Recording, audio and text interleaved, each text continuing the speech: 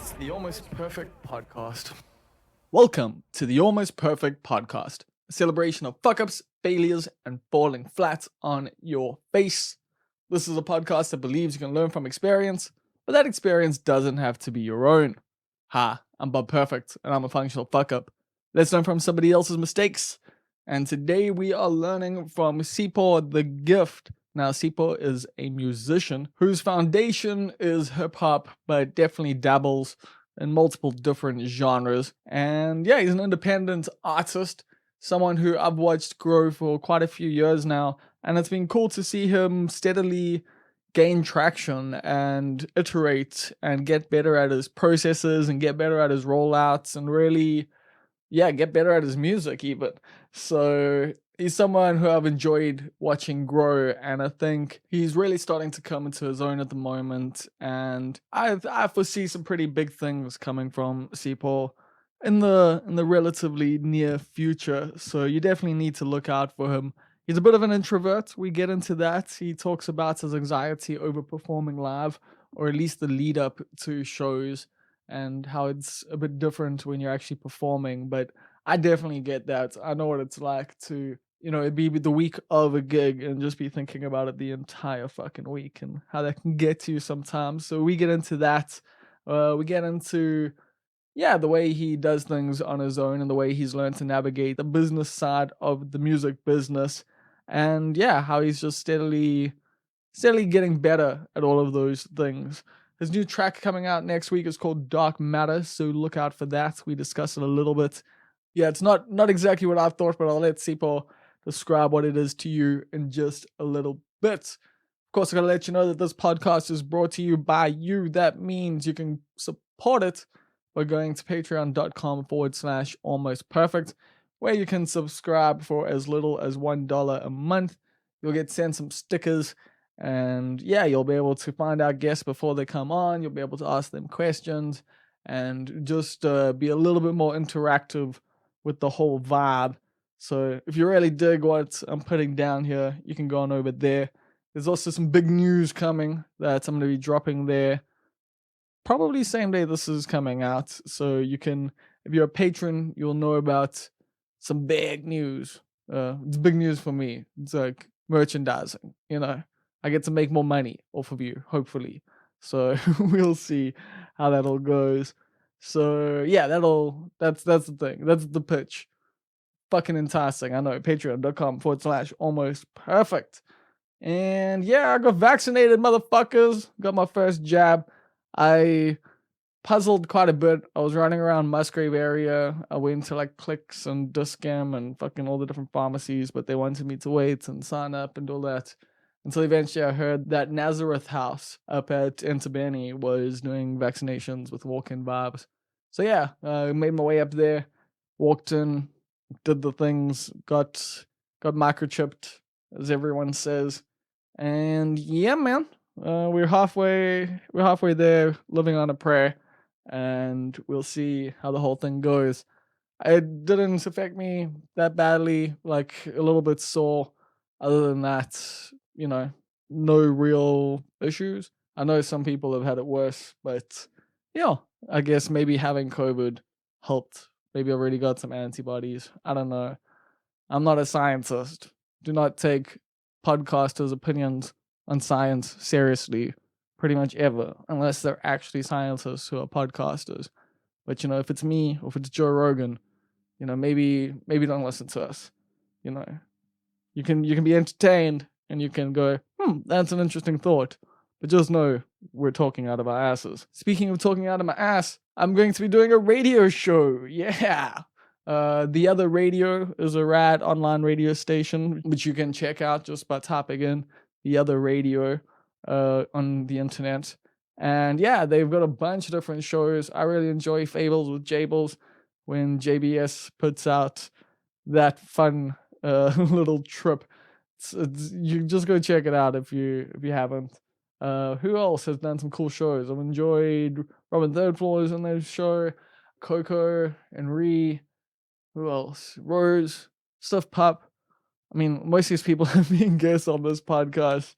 And so it's really dope to be joining the lineup with The Other Radio The show is going to be called Blow and Smoke with Bob, and basically going to be playing emo, country, pop punk, folk, that sort of shit. Like, we're talking Bright Eyes, we're talking Cat Power, we're talking Casey Musgraves, we're talking, I don't know, we're talking maybe Flatliners, probably Flatliners. So it's like it's a wide scale, but it's mostly just sad shit. It's mostly just shit that's gonna make you feel sad about life or make you feel like a teenager again if you were a teenager when this music is coming out, because a lot of it's going to be pretty old.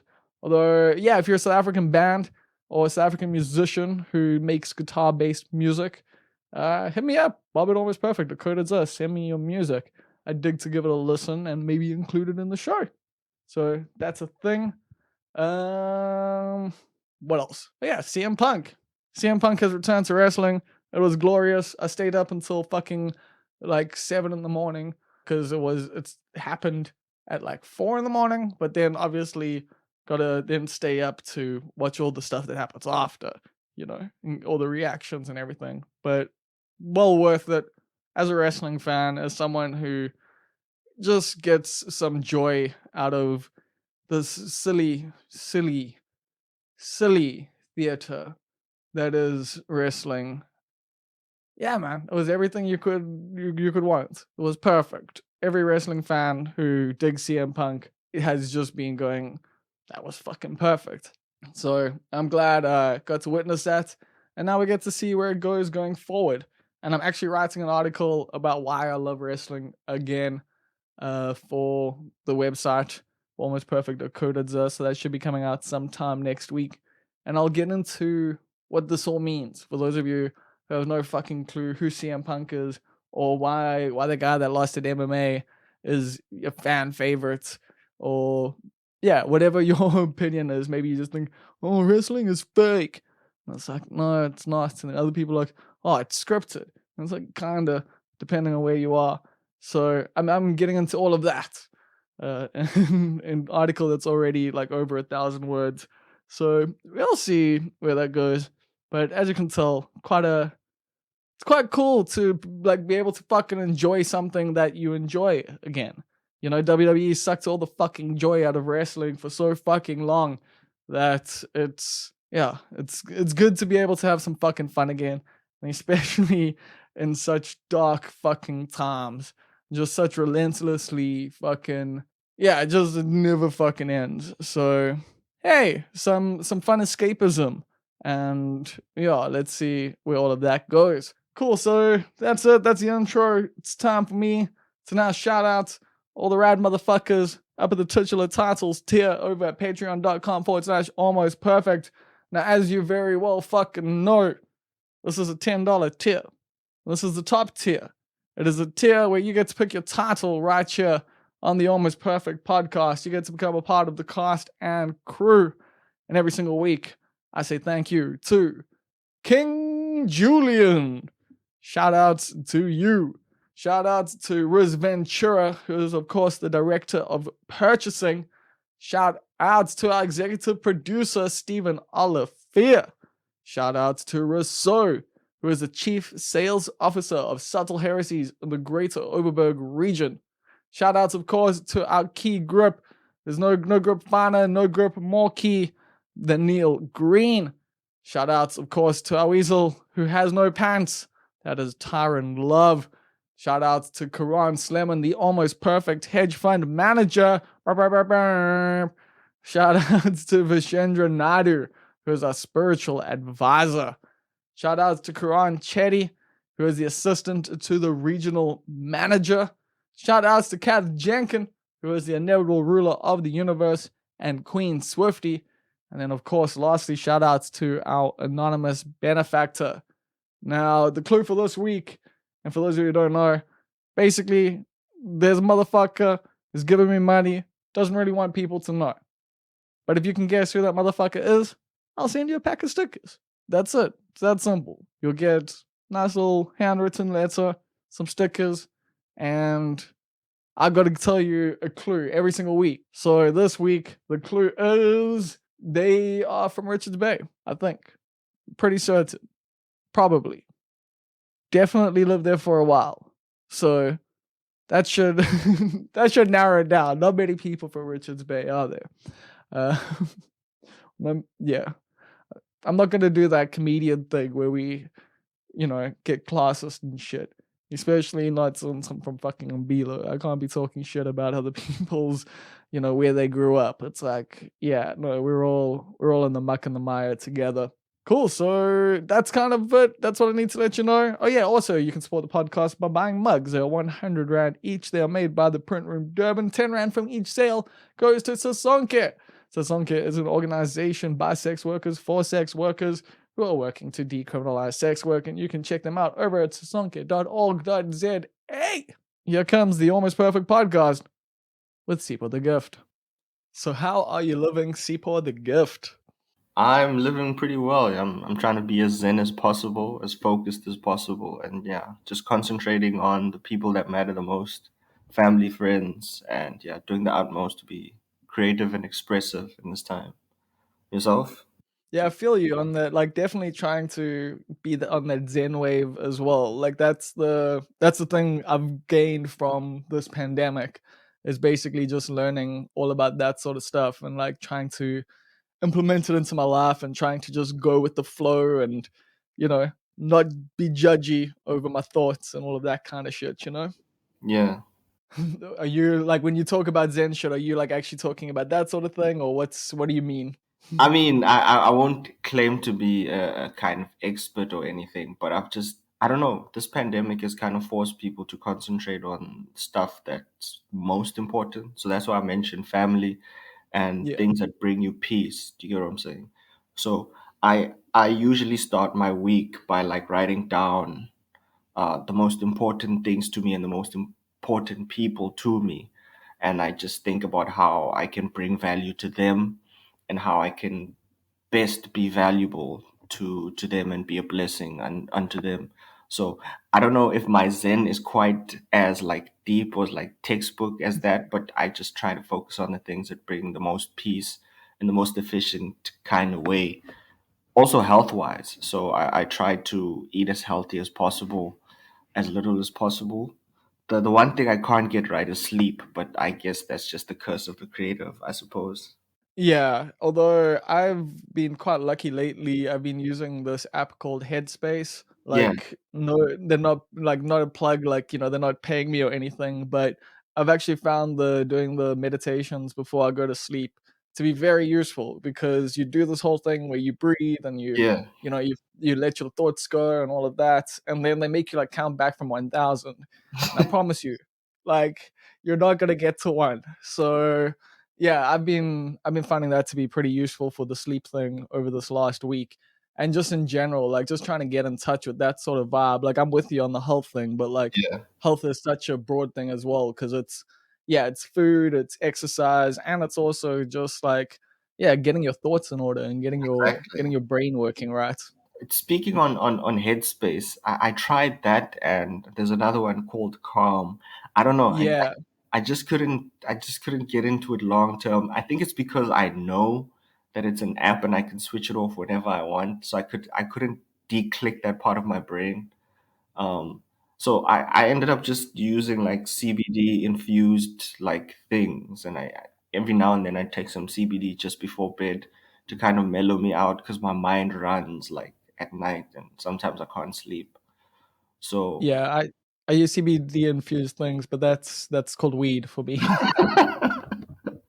yeah, yeah, I just use like the oil and I dip it into a bit of tea. Sometimes I just take it under my Oh, tongue. nice. Yeah, that usually mellows me out, and it's okay. Yeah, and it's like, it is just such a valuable fucking thing, is just getting a good night's sleep. But you have a pretty interesting take on the gratitude, like, kind of journal there. So like, when you're talking about your Zen not being like that deep, it actually almost sounds like deeper than like some of the surface level shit that, like, gets promoted out there essentially. Because, No, like, really. we well, yeah, because I'm like, heard of stuff like, a gratitude journal where you've got to, like, every day, like, either start your day or end your day, writing what you're grateful for. And it's cool, like, it's useful. But like I like the way that you take it. It's not just like being grateful for these people. It's like thinking about how you can actually like impact their lives. Yeah.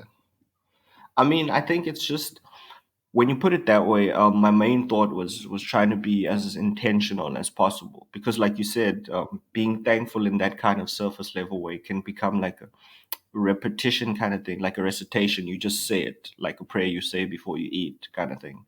So you kind of lose the value in it. But when you make it Yeah. intentional at the beginning of each week, yo, I want to spend more time with that person. I want to find out what that person is doing and see how I can be valuable in their lives, or I want to put more attention on that. I think it gives you a bigger view, like a bigger perspective on what's going on in your life and other people's lives. So that's how I look at it. And when did you start thinking along this way? Because I'm sure when you were, younger, this wasn't your main focus. I mean, yes and no. I think I've always thought about things this way, but it was when I read. I didn't read the whole book, so don't give me credit. But I read, I think, the Seven Habits of Highly Productive effective People. people. Yeah. Yeah, and I stopped at the part where they basically said you need to think about your life from the back. So imagine your funeral and everybody there, and how would you like them to remember you from a personal level, from like just the surface level, and then work back into investing and building those thoughts and those memories that those people have. And it gives you a different kind of perspective into how to implement who you exactly want to be. Because all of us think we want to be rich and all of us think we want to be famous. But if you think about it in that intentional way, you find out what's really important to you.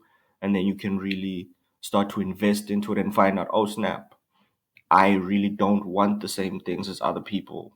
I want this, and I can be intentional and very specific about it.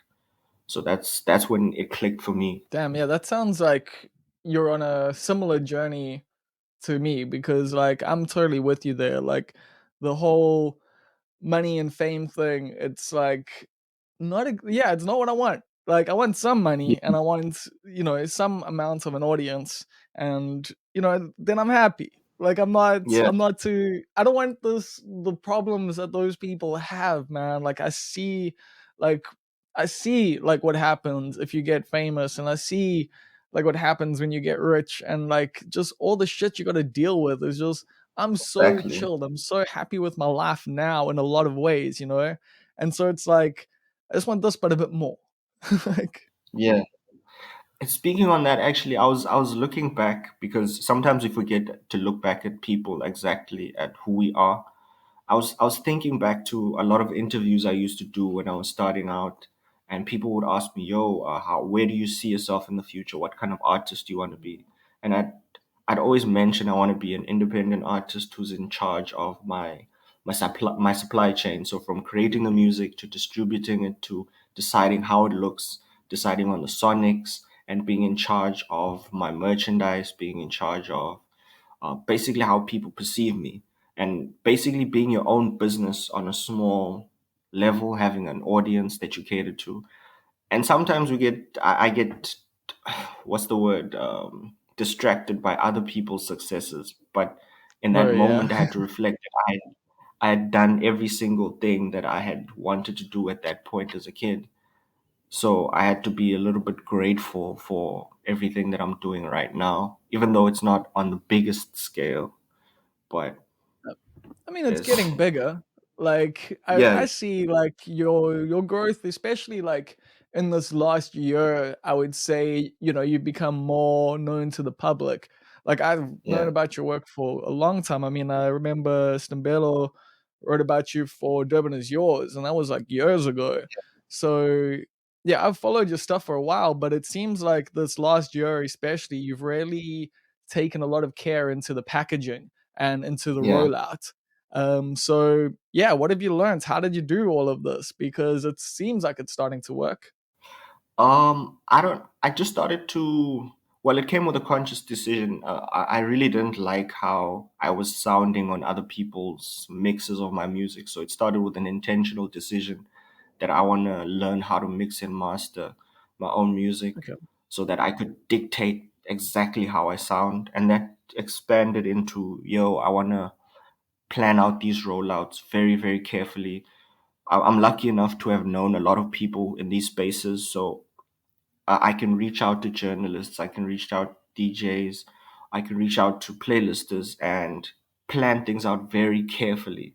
So it was just a very intentional thing. I don't have as many resources as a label or as people who are signed, but I have assets and I have a message and I have all these things that I know how to do.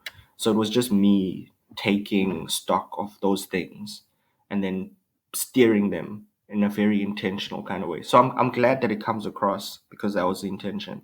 Well, I think like especially with the video for Boy, like I think that Yeah, was I mean I can't remember the name for the video before that. It was cool. It was like doing it in the streets with by yeah, Newmarket, I think. Like that was a dope video, yeah. but I definitely think that Boy was like quite a step up and like you worked with like a much larger team on that, didn't you? Yeah, on that team, on that video, I worked with Emily Bardenost and Brandon Blight. They were really cool. So that at that point, I was working on a project and I really wanted to tell a story. And when I explained it to them, they were like, "Okay, cool, we see the vision." And I basically scripted it all out. Just the way that it appeared was the way that I scripted it out in the story that I wanted to tell, which was very personal to me.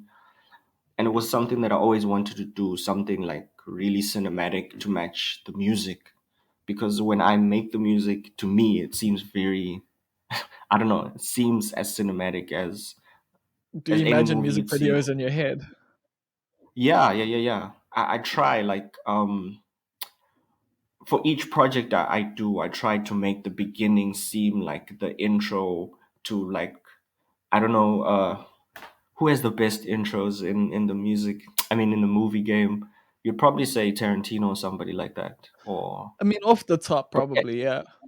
yeah, you get what I'm saying. I try to make it have that grain of texture in just what I'm saying. So it was important to let the visuals represent that as well. Yeah, and I think you kind of nailed it. But how did you come about working with that team? You pitched it to those guys, and they just produced it. They brought everyone on, or like how did you gather the team together? Because I noticed like Keenan Oliver is on there, and he's someone I know from Yeah. Twitter. Like I don't know him in person, but I saw that he did the art direction. So I was just like, yeah, interested in how that all came about because I know the Cape Town scenes, differently connected than the rest of the country. Yeah, I think it's just one of those things. Like I said, I happen to know a few people.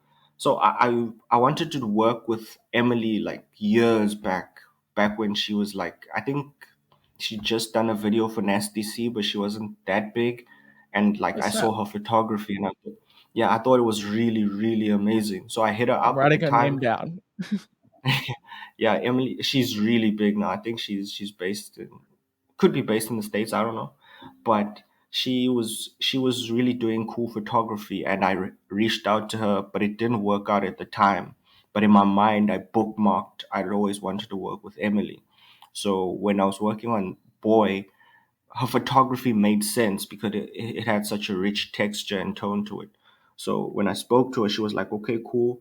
She'll talk to Brandon because that's who she was doing work with. And what I liked is they had this real avant garde type of approach to it. They had a very small team, but they really just wanted to like do cool stuff. So they brought Keenan in as well. I met him on the day, but he's a really cool creative guy. Yeah, and it was just really cool. There was a chick named Donna as well who did the styling, which was really, really cool. And it was just creatives who were just like me who wanted to do something cool and express themselves.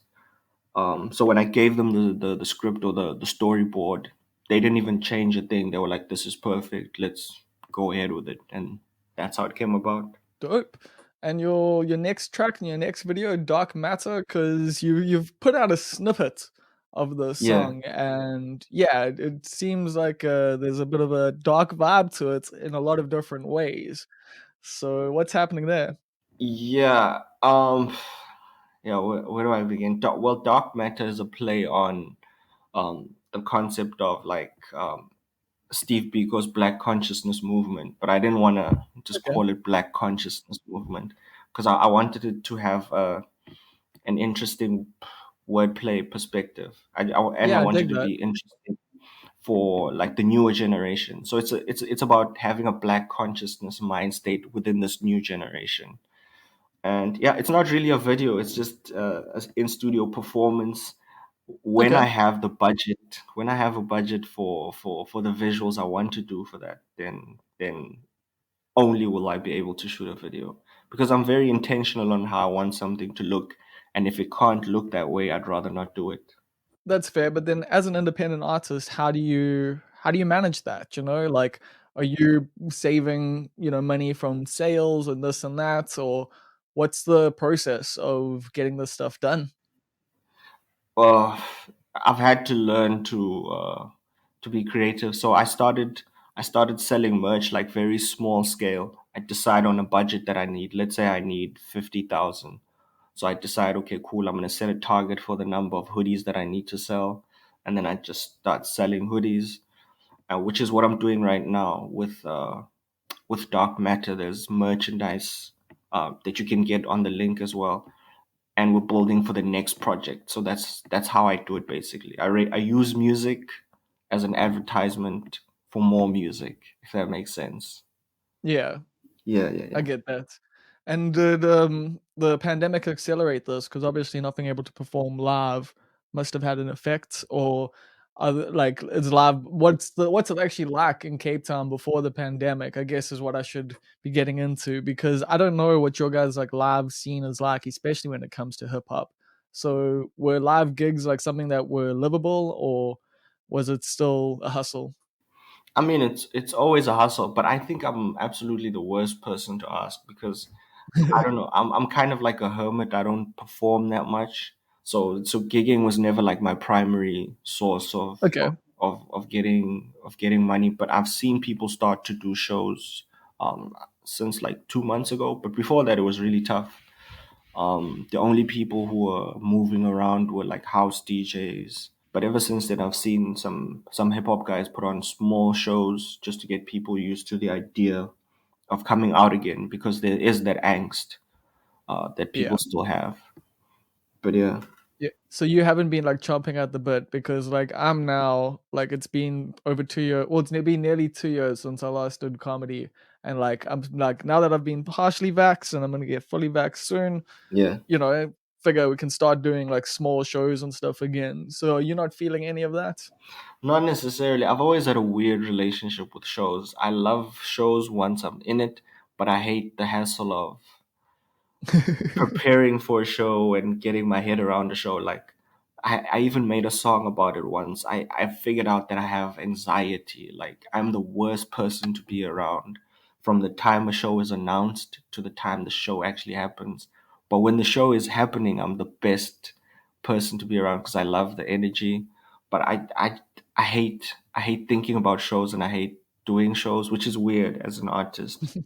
But it's just No, I something. think that's very relatable. I think a hell of a lot of people who are in the performing arts Yeah. were just like, "Yep," because that is something that I mean, I know I feel it sometimes. I mean, it depends, like on the show. A lot of the time, like some Mm. shows are less anxiety ridden, or it's also, I mean, if you got new material and stuff like that. But I get you, man. The hassle of everything, and it's just like it's so long, like until you get to do it, and then you Exactly. get to do it and it's fucking, like an however long it is, and it's like the best for like a stand-up comedian, 10 minutes to like half an hour. And Yeah. I guess it's kind of the same for a rapper.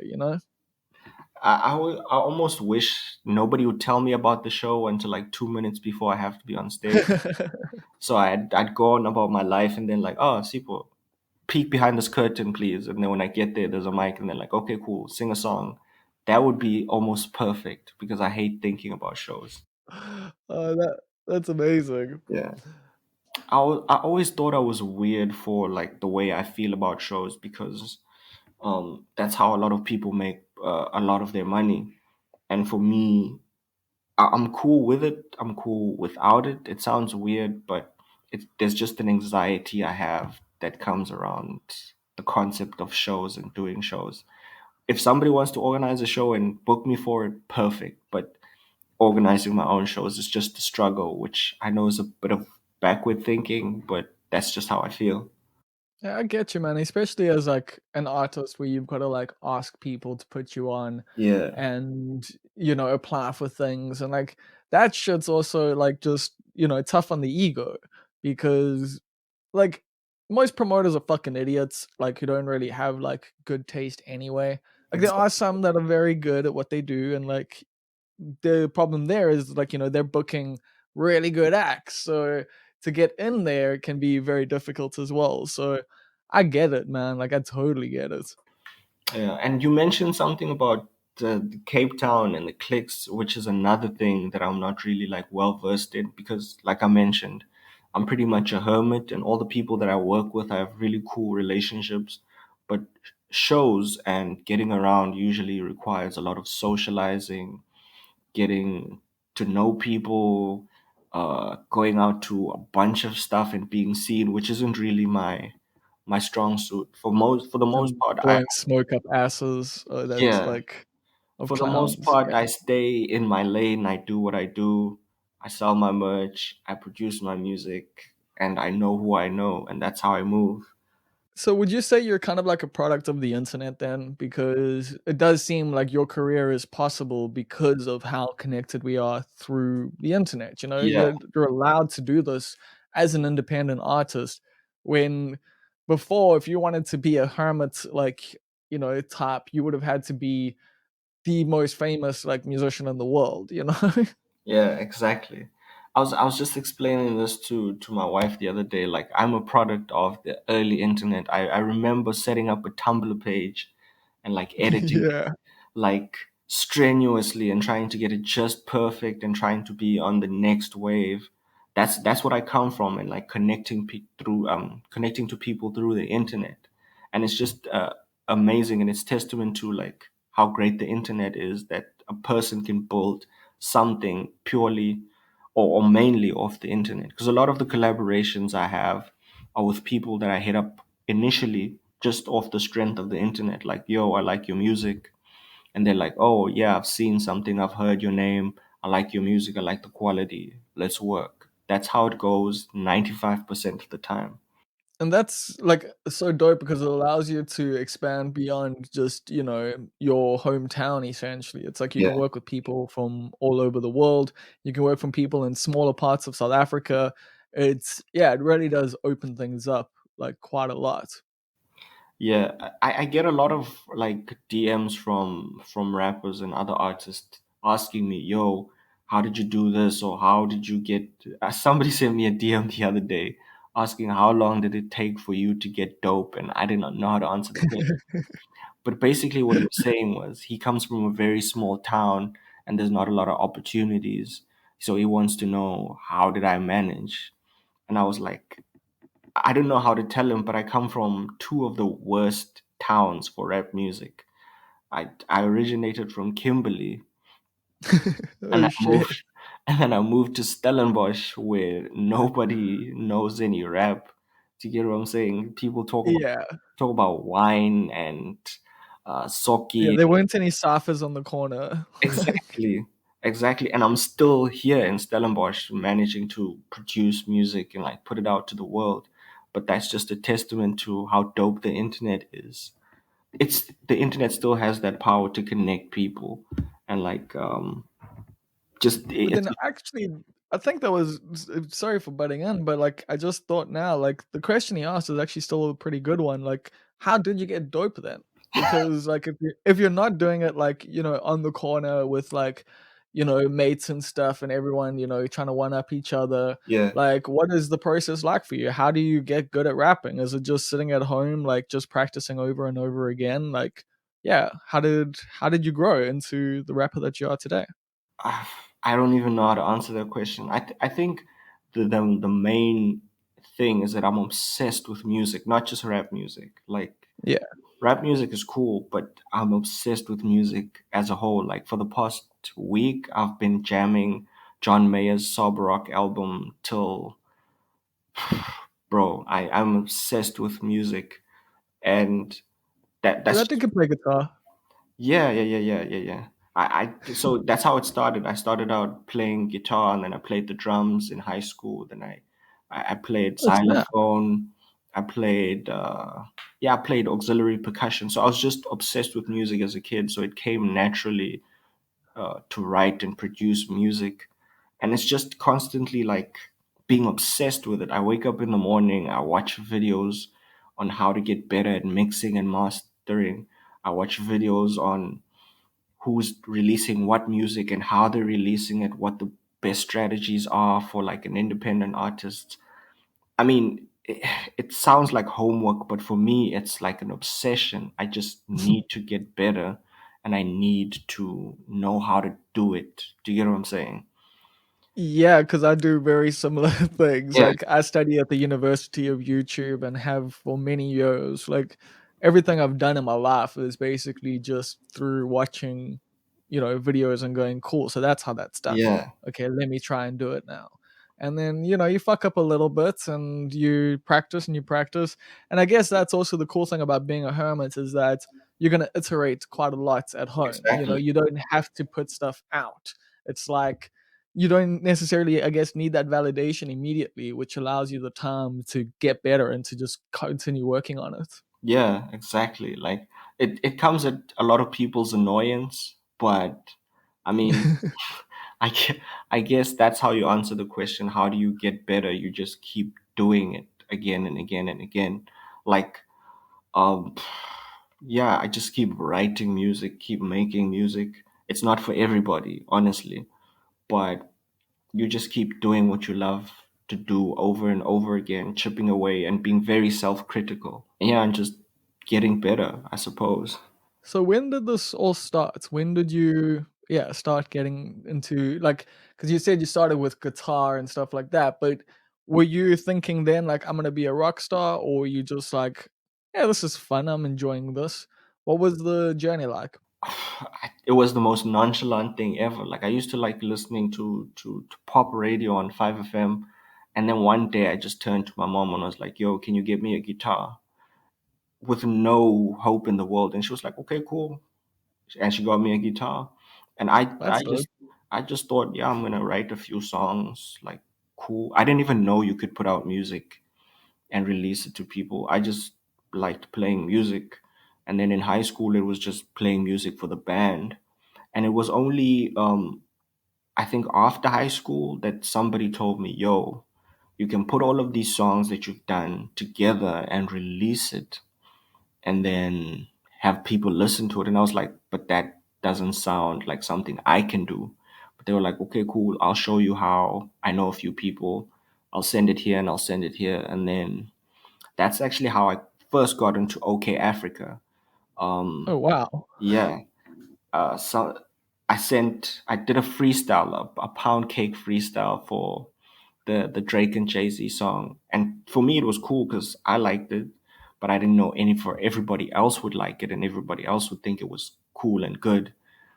But that got me a little bit of attention, which led to my first video ending up on like MTV Base. And that was crazy. I didn't even know. That is crazy. Like that is super crazy. Yeah, I didn't know that getting on MTV Base was even possible. Like, I thought you needed to be signed to a label or be doing a bunch of things, but the dude was like, yo, just shoot a video, get it looking good, and then talk to these people. And then I figured out, oh snap, the industry works this way. You just need to To know get the your right people. basically, but the first point of reference is you need to put out quality and get your admin correct because that's what a lot of people don't understand. Like the admin of it, it's everything works on procedures and knowing the right person and then delivering things and then planning it out, which goes back to what you were saying earlier about a rollout. That's a constant iteration that's always improving and needs to be like refined for any independent artist. Yeah, no, I agree because I guess that's something I've seen like really get better and better and better actually. Yeah, Is a lot of like you look at guys like Balawanster, he's like really good at creating hype for himself. yeah, Also Robin Third Floor, like cats who I think are on a similar wavelength to you and have a similar spirit, like with that DIY mentality, that mentality of also like speaking to your audience and knowing who your audience is and yeah, actually, yeah, not being too stressed about what's happening, in the mainstream. And I think that's such a fucking cool part of South African music at the moment. But do you ever worry about, yeah, being drowned out by the fact that there are so many other rad artists out there? There's so many dope independent artists as well as, the mainstream to contend with. Is that ever a stress for you? I mean, I wouldn't necessarily put it that way. My main stress is that the industry won't accommodate all of the diversity there is, or isn't growing as quickly as the talent is growing. Because Sure. back in the day, it was, oh, there's only a few genres, and we need to catch up to what the States is doing in terms of hip hop. But then we got to a level where kids were doing stuff that is even surpassing what's going on internationally, but the infrastructure and the industry itself, how we award artists, how we give opportunities to artists, how we recognize artists, hasn't caught up to the artists themselves. Do you get what I'm saying? No, I agree 100%. So it's not me worried about the next independent artists. I'm glad everybody's doing dope things because that's what inspires another artist. But it's just the industry not having caught up and fully knowing how to accommodate all of these artists. Because at some stage, artists who aren't rewarded and remunerated for all their effort turn away and do other things, and it discourages other creatives who want to get into the space because they see such a homogenized space that doesn't reward them, and it only rewards one kind of thing that you kind of think like, what's the point? Do you get what I'm saying? Yo, I definitely get what you're saying. I think it's been a problem that's plagued South African music across the genres for Yeah. as long as I've been alive. Like, I know it's so many bands that fucking put out some of the best music, you're gonna hear, and never got the play it deserved and never got the media that it deserved. And those people are all working jobs and they're probably listening to this podcast at the moment. So hi everyone. Yeah. But at the same time, those people didn't necessarily have the same kind of avenues, or at least those avenues weren't, like a lot of bands would sell merch after the show and that. But when you've got like four people to feed off of like three t-shirt Yeah. sales, it's a bit difficult. But like I was saying earlier, I guess the internet is the thing that now makes it more possible to be an independent artist. But why do you want to be an independent artist when it's so fucking hard? That is a question I'm still trying to figure out. Like, I was saying this to my wife the other day, or just yesterday. Like, if somebody had told me in the beginning, like, yo, being an independent artist is 10% about the music, but 90% about being a businessman or woman and promoting yourself and marketing yourself, I would have run the opposite direction because that's totally opposite to my personality. Like, I don't want to be at the forefront promoting myself and saying, hey, look at me, click here, support this. Do you get what I'm saying? But it So, doesn't have to be that though, because like, and I think the way you do it is cool. It's like it's more about thinking of creative ways to package yourself, yeah, and to package what you're doing. Like that's the thing. Like it doesn't have to be look at me. It can be look at this. yeah. But I get you 100%. It's just I'm thinking about what the ego. Sometimes the insecurities of an artist will pop up. Like you put your blood, sweat, and tears into something really cool. You don't necessarily care about it getting a million views, but then you put it out, and then it doesn't necessarily get the reception that you were thinking, or Yep. doesn't get the reception. It will knock at you, and then you're thinking, "Oh snap! I need to get better. I need to be better than this person. I need to do it like this person." Whereas your art was perfectly fine, your intentions were perfectly fine. It's just algorithm. Do you get what I'm saying? I very much do. Yeah. And that's something I'm actually been learning lately is, the YouTube stuff, the stuff about thumbnails and fucking all of that shit. Cause at the end of the day, like if you're gonna do these things, like these independent things, I mean, I've also spent a large part of this year learning SEO Yeah. so that I can like improve the websites and like just, you got to do all the fucking things, and it is Yeah. tiring. It's fucking so much, but at the same time, I do feel grateful that I've learned like just all these different skills, because I am someone who needs to always be doing different things, I guess. Like, I don't feel fulfilled if I'm just doing the same thing over and over again. So, yeah, I'm sure there's value in doing all of this as well. Like, because even if, like later in life, like you want to start another business, Yeah. you're going to have so much experience.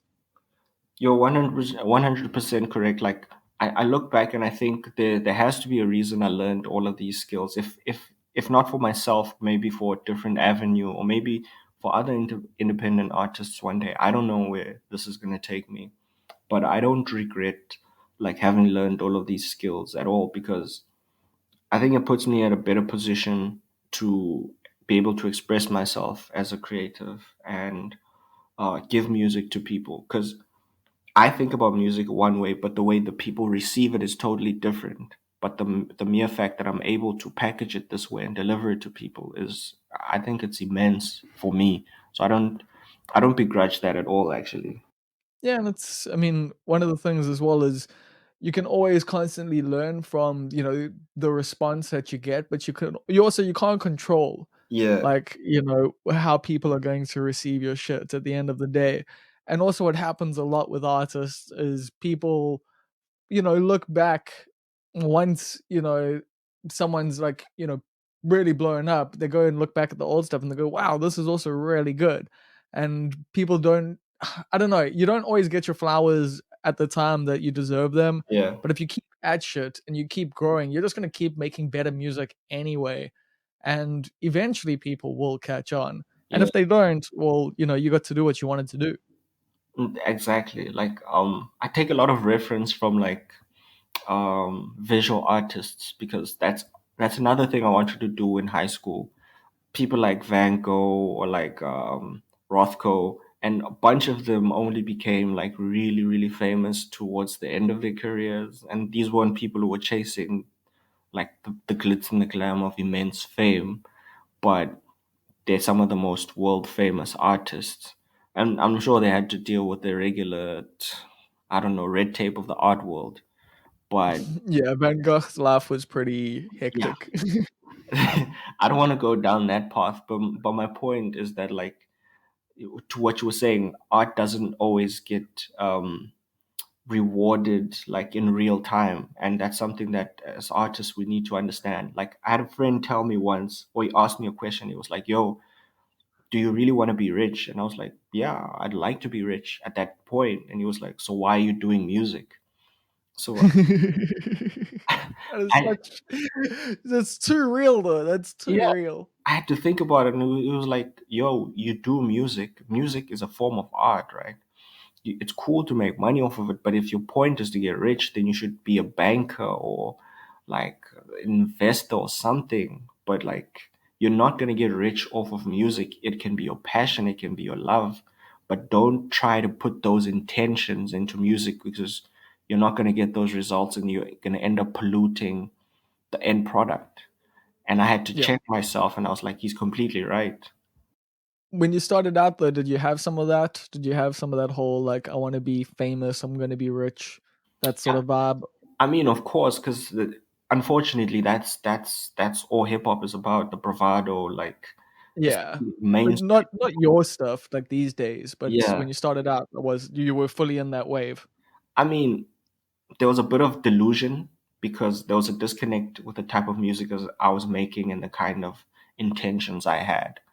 I Okay. didn't quite understand at the time that I wasn't necessarily a mainstream artist. I was an artist with mainstream ability and crossover ability if I wanted, but that wasn't necessarily how I was being received at the time. So I had to adjust my expectations to be like, yo, I'm not necessarily making like what AKA is making or what Casper's making. So it won't be received in the same way. So I can't necessarily, unless I switch up my business model, I can't necessarily attach the same monetary value to it, if that makes sense. Yeah. Now things have changed in music. You get artists like from Griselda who are super independent and super Yeah, like underground who can make money, but they're like a dime a dozen. Do you get what I'm saying? So I just had to think about things differently. I get that. Um, where do I want to go with this now? I want to chat to you. Actually, we're gonna go to some Patreon questions. If you are listening to this, no, I'm not chatting to you, Sipo. I'm chatting to the listener right now. You can go to patreon.com/almost perfect and sign up for as little as $1 a month. And yeah, after that, you can ask guest questions. You can also find out when they're coming on before they come on. So we've got Simp Slayer, who's asked a few questions, and I am going to pick my favorite ones from them. He says, "What's the first rap album you listened to?" Oh, the first rap album I listened to, I think I was 6 or 8 at the time, and it was the Slim Shady LP. I Oh should, shit! yeah, I shouldn't have been listening to that, but it was the best thing that could have ever happened to me in my life, honestly. Uh, Yeah, I remember listening to that for my first time. I yeah, was like 10. yeah. So that was just amazing. But that wasn't the one that changed my life. Actually, the one that changed my life was I think the 50 Cent Get Rich or Die Trying. That Oh was snap! yeah, that was the one that changed everything for me. Like that's my holy grail in terms of hip hop, just because of the nostalgia and everything it started within me. Like I missed out like on 50 when he was big and that like I was just like, oh, I hate this like, flashy blah blah Yeah, blah stuff, like I was which is weird because like I'm listening to Dre and Snoop and like Eminem and like yeah. all of that and like Cypress Hill was like one of the big ones I was listening to back then, but like I'm just like, yeah, fuck 50 Cent. And it's just like what like yeah, when you're young, you've just always got the worst opinions. Like that's something I have definitely learned. Simslayer then also asks, like, not like I'll rephrase the question, but I'll say it the way they said it first. They said, if you had an opportunity to work with Drake, Kendrick, or Travis, but it's like fuck, marry, kill. So what I'm gonna do here is go Drake, Kendrick, Travis, and then whose career would you end, who would you want to feature on, and who would you want to like work with long term? Ah, that's totally unfair. Oh man.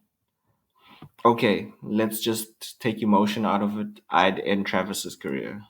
Oh wow, wow! I was not expecting that. That's heavy. Yeah. Why? I just think Travis is great for this generation. Like he's one of the biggest. But if we're looking at it purely musically and the things that I enjoy about music, sometimes his music can get a little samey and repetitive. It's great for energy, but like Fair. yeah, outside of Astroworld, I don't have as much repeatability in his music and extract as much sustenance from it. Do you get what I'm saying? Yeah, I get that. That is actually pretty fair. Okay, and then who you gonna feature with, and who you gonna like develop a collab like lifelong partnership with?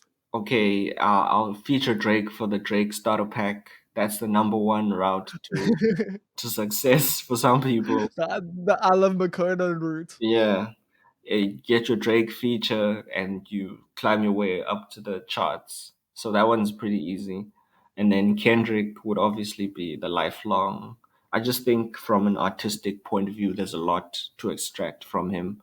Just the way that he thinks and the way he does things. Yeah, that one was pretty cut and dry. Yeah, fair enough. I mean, he is just at the peak. Like, I Yeah. know some other people will be like, "Oh, Kendrick, whatever," but come on, like we can all admit that, like in the pop fucking world, like that hip hop has become, he is definitely like leading the pack when it comes to rappability. Who you looking to work with here in South Africa, by the way? Like, who are some of the other artists, other rappers that you've got your eye on at the moment? Uh that's very hard to answer. Like I don't have specific uh I work with anybody like you were saying, people who have the same kind of energy, that DIY energy that I'm about. Yeah. So like people like Bailwanster, people like Youngster, people like Maglera. I love working with people like that, but I think I've already worked with those people. So I don't know. I'd have to think about that honestly. That one caught me off guard. I'd have to think about that one. Sorry. Yeah, Yeah. because I mean, I'm also like, I'm just kind of wondering who you're listening to, like who I should be looking out for essentially. Because Uh yeah, like I don't really know all the time what's popping out there. I guess I don't always like what's popping. I like the Fair. more like or like or the indie stuff, the stuff that like on the fringes and does like a lot of genre bending. That's why I was drawn to like Leah Butler, because I was like, there's no way that this voice is possible, and like the stuff that she's doing just on her phone, it's crazy. All her music that's on SoundCloud was recorded and mixed on her phone, Oh and wow. it's like super dope. And this is an artist who like I don't know, not a lot of people know. So those are the kind of people that I'm drawn to. Do you get what I'm saying? Who, Yeah, definitely. yeah. So I don't have a big wish list. I just go on the internet and I find people that are cool. So you still trolling SoundCloud? Oh, of course. Like a large part of what I do is just trolling the internet for like new sounds and like uh, I don't know. Yeah, cause you sample a lot, hey. Yeah, I sample a lot, but that's a passion of mine that goes back to listening to Kanye for the first time. I was like, this is the most amazing thing in the world. So yeah, I do that all the time. Yeah, especially for on Do for Love, like you did a lot of sampling there. I actually really enjoyed that project because I mean it was like, you wasn't super different, but it was like at the Yeah, same time like pretty different to what you'd been doing before, and like it was a lot more soulful, yeah. and yeah, it seemed like you almost had a bit more freedom on it. I mean that was purely like a passion project for me. Like I had no intentions of that being the most played or whatever. I just love soul music, like old school Motown. Like that is I could listen to that every single day. So I wanted to do a project that reflected that, because I don't want to tell people, "Oh, I like soul music." I'd rather show it and mix it in with a few genres of what's going on at the moment. So I was really happy at the reception. For me, it was just a passion project, and like I wanted to tell a story and have it be something that's like you can play from beginning to end, but it's just soul throughout. So did it have like a bigger reception than you were expecting, or was like the opposites of what you were talking about earlier? Yeah, like I think that was the second project that had that effect. The first one was the Bloom EP, which a lot Yeah. of people don't know was like four leftover tracks that I didn't have the separates for at the time, so I couldn't edit them or like mix them again or master them again. And I was like, okay, cool, I like these songs. Let me just package them and put it out, because at the time I was working on other music and it was gonna take too long.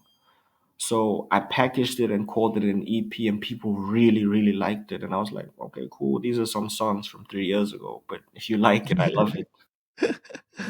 I mean, that's fucking dope though. Like, and I mean, I guess it does speak to being less intentional almost in a way, if Yeah. that makes sense.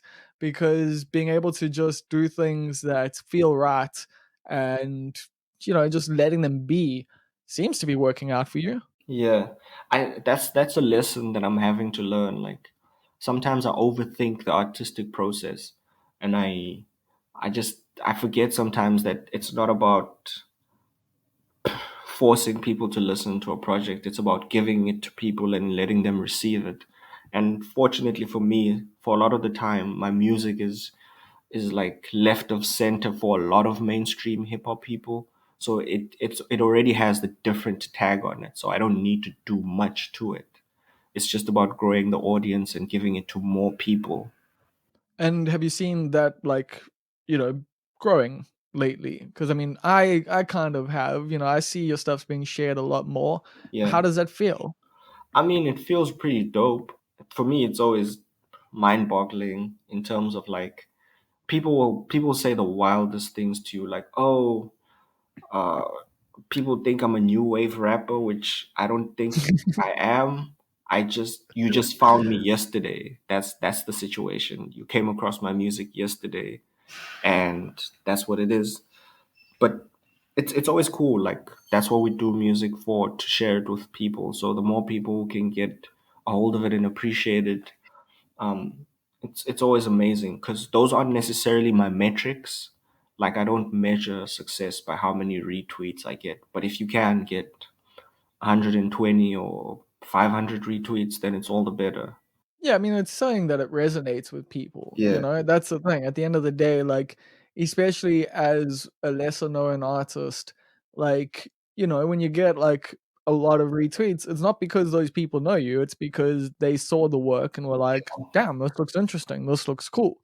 And I think that can be incredibly validating and incredibly useful as well.